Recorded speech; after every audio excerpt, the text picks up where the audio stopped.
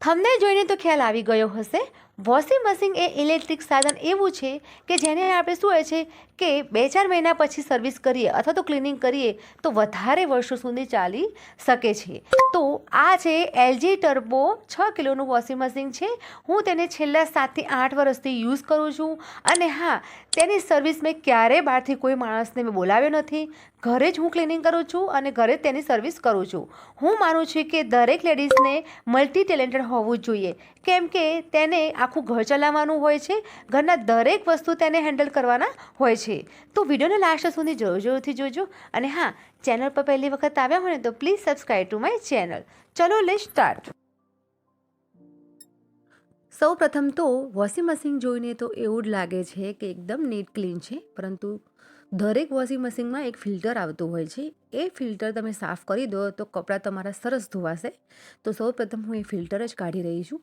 થોડું ડિસમિસ અથવા તો ચક્કાની મદદથી પ્રેસ કરજો તો જો આ ફિલ્ટર નીકળી જશે. જોઈને તો તમને ખ્યાલ આવી ગયો હશે કે તેની દશા કેટલી ખરાબ થઈ ગઈ છે. ધૂળ, માટી અને નાના નાના વાળ પણ ચોંટી ગયા છે. તેને હજુ ખોલવાની છું તો તમને ખ્યાલ આવશે કે આગળ કેટલું બધું ગંદુ થઈ ગયેલું છે અને જે ફિલ્ટર લગાવેલું છું ત્યાં તેનો ભાગ કેટલો બધો ખરાબ છે. તો આ બધું જ સાફ કરીશું આપણે. અને શું હોય છે કે આ જોઈએ ને એટલે આપણને મનમાં થઈ જાય કે મારા કપડાં સારા ધોવાતા નહીં હોય અને ધોવાનું મન જ પણ ન થાય.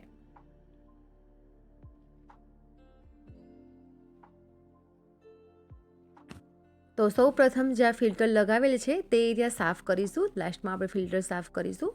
તો અહીં કોઈ કપડું, કોટન કપડું હોય અથવા તો જૂનો ટૂથબ્રશ હોય તો તેના મદદથી તમે સાફ કરી શકો છો. આમ તો હું ઘરમાં જૂના ટૂથબ્રશ રાખું જ છું કે આ ટાઈપનું ક્લિનિંગ કરવાની હોય તો એકદમ ઇઝી રહે. જો હું તમને બતાવું છું કેટલું બધું ડસ્ટ અને કેટલી ગંદી માટી રહી છે.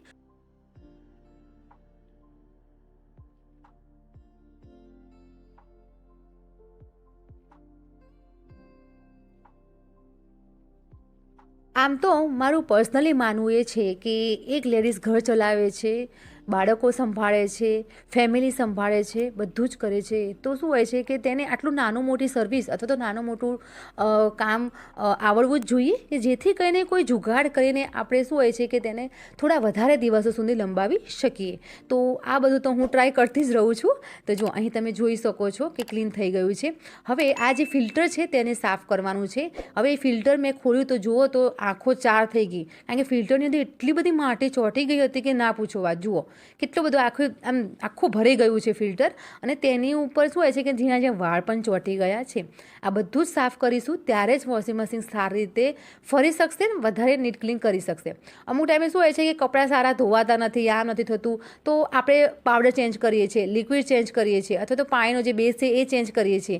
ઘણું બધું આપણે ચેન્જ કરી ચૂકીએ છીએ, પરંતુ કપડામાં કોઈ ફરક લાગતો નથી હોતો. તો આ પણ એક જવાબદાર હોય છે કે વોશિંગ મશીનનું જે ફિલ્ટર છે એ અમુક ટાઈમે તમારે ચેક કરતું રહેવાનું હોય છે. અલગ અલગ વોશિંગ મશીનમાં અલગ અલગ ફિલ્ટર હોય છે. મારી એ રાઉન્ડ સાઇઝનું છે, અમુક વોશિંગ મશીનમાં લંબચોરસનું પણ આવે છે. તો ફિલ્ટર બધા ઇઝીથી નીકળી જાય છે અને તમારે ફિલ્ટર કાઢીને આવી સાફ કરી નાખશો ને તોય પણ એટલું 90% તો એ કામ થઈ જ ગયું એમ કહી શકાય. તો જો અહીં થોડું લિક્વિડ નાખીને હું ફિલ્ટર સાફ કરું છું. સાફ કરીને તમને બતાવું છું કે પહેલાં કેવું હતું અને સાફ કર્યા પછી કેટલું સરસ થઈ ગયું છે.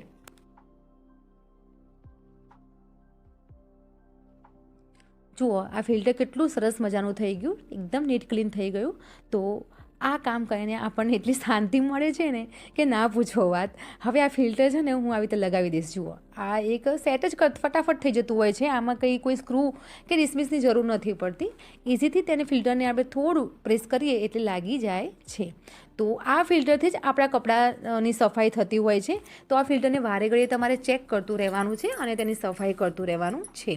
હવે વાત આવે છે જે વચ્ચે સ્ક્રૂ છે, વચ્ચેની જે ડીશ છે એ પણ ખુલી શકે છે, પણ એ સ્ક્રૂ મારાથી ખુલતો નથી. એ ડિસમિસથી મેં ખોલવાનો ટ્રાય કર્યો છે પણ તેનાથી નથી ખુલતો.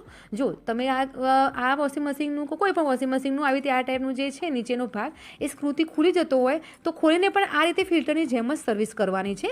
એને શું હોય છે કે બ્રશથી કપડાથી સાફ કરી દેવાનું તો એ પણ ઇઝીથી સાફ થઈ જશે.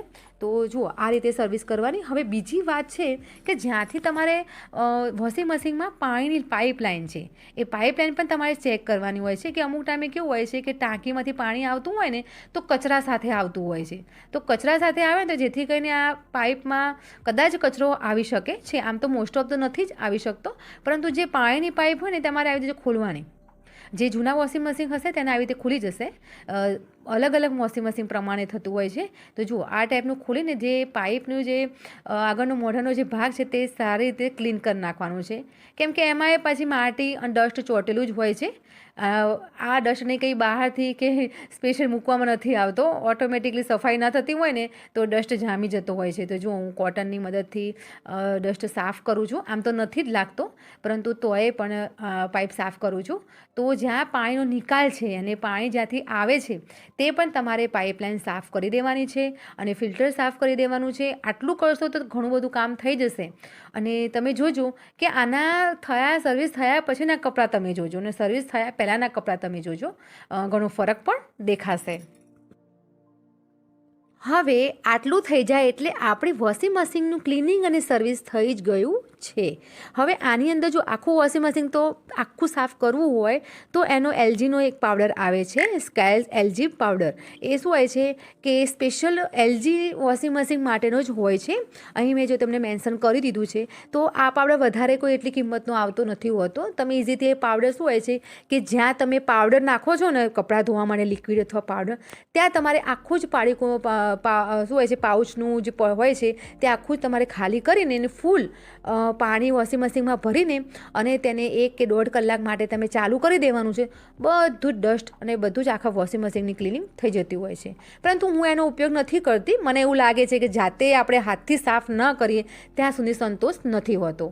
પરંતુ મેં એક આઈડિયા જુગાડ જેવો કર્યો છે, એ પણ કહી શકું. જો આવી રીતે વોશિંગ મશીન મેં ચાલુ કરી નાખ્યું છે, પાણી ફૂલ હું ભરી દેવાની છું અને આની અંદર 2 થી 3 મેં પ્લાસ્ટિકની કોથળી એડ કરી છે. તેની અંદર હું મીઠું એડ કરું છું, બેકિંગ પાવડર એડ કરીશ અને થોડું લિક્વિડ અથવા તો જે આપણે પાવડર યુઝ કરતા હોય તો પાવડર એ યુઝ કરીને. તો ફ્રેન્ડ્સ, આ રીતે મારી વોશિંગ મશીનની ક્લિનિંગ થઈ ગઈ છે, એક પણ રૂપિયો ખર્ચ્યા વગર. તમે પણ આવી રીતે ઘરે બેઠા જ આવી રીતે એક પણ રૂપિયો ખર્ચ્યા વગર વોશિંગ મશીનની ક્લિનિંગ કરી શકો છો અને તેને લોંગ ટાઈમ સુધી સાચવી પણ શકો છો. તો આ રીતે તમે સર્વિસ કરશો તો તમારે લોંગ ટાઈમ સુધી વોશિંગ મશીન સચવાઈ પણ રહેશે. આને લગતી મેં ઘણી બધી વિડીયો તમારી સાથે શેર કરી છે કે વોશિંગ મશીનમાં કપડાં કેવી રીતે ધોવા અને કપડાં ધોઈએ છીએ તો તેમાં ડાઘ રહી જતા હોય છે. તો ડાઘને દૂર કરવા માટે તમે કઈ કઈ ટિપ્સનો ઉપયોગ કરી શકો છો તેને પણ લગતી મેં વિડીયો તમારી સાથે શેર કરી છે. અને હા, કપડાને ડાઘ, ઘણા બધા પ્રકારના ડાઘ આપણે થઈ જતા હોય છે. દરેક પ્રકારના ડાઘને દૂર કેવી રીતે કરી શકો તેની પણ મેં ઘણી બધી વિડીયો તમારી સાથે શેર કરી છે. જુઓ, અહીં હું વોશિંગ મશીનમાં કપડાં ધોઉં છું તો તેની અંદર હું કોથળી નાખીને હું ધોઉં છું, કેમ કે આ શું હોય છે કે આપણે સ્પિન કરી નાખીએ છીએ એટલે કે કપડાં ધોવાઈ ગયા પછી એકબીજામાં ગૂંચવાઈ જતા હોય છે. તો આ ગૂંચવાઈ ન જાય તે માટે આપણે કોથળી એડ કરવાની છે. એકદમ ફ્રી જુગાડ છે અને આનાથી દરેક કપડું છૂટા છૂટા થઈ જતા હોય છે તો ધોવાઈ પણ જાય. જો અહીં જો મેં વોશિંગ મશીન ચાલુ કરી દીધું છે અને તમે ટ્રાય જોરથી કરજો ફ્રેન્ડ્સ. આજની વિડીયો તમને પસંદ આવી હોય ને તો પ્લીઝ